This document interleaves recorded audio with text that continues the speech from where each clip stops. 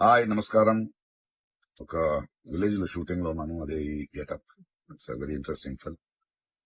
ఇక్కడ ఉన్నప్పుడు ఇప్పుడే నాకు ఈ ఆన్లైన్ లో మళ్ళీ మీడియాలో ఒక ఆన్లైన్ గేమింగ్ యాప్ దాని గురించి నేను చేసిన ఒక యాడ్ గురించి డిస్కషన్ జరుగుతోంది.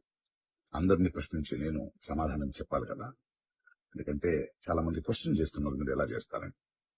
అది ఒక 2016 ఒక 9 years బ్యాక్ ఇలాంటి ఒక యాడ్ నా దగ్గరకు వచ్చింది. నేను చేశాను నిజం.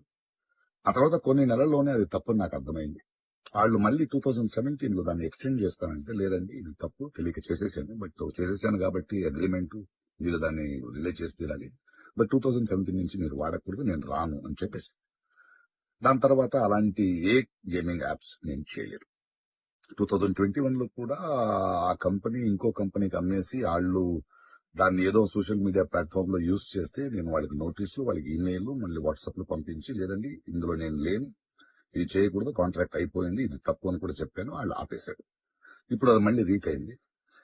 దానివల్ల ఈ సమాధానం పోలీస్ డిపార్ట్మెంట్ నుంచి నాకు ఇంకా ఇది రాలేదు. వస్తే వాళ్ళకి నేను సమాధానం చెప్తాను, బట్ మీకు సమాధానం చెప్పాల్సింది నా బాధ్యత. So 2017 9 years back for 1 year contract నేను చేసింది నిజం. అది తెలిసిన తర్వాత దాన్ని ఆపింది నిజం. ఆ తర్వాత నేను చేయలేదు అనేది కూడా నిజం. ఈ మాట మీకు చెప్తున్నాను. ఇంకో విషయం, దయచేసి యంగ్స్టర్స్, ఇలాంటి గేమింగ్ యాప్ అది ఒక వ్యసనం. ప్లీజ్ మీ జీవితాన్ని కోల్పోండి. Thank you.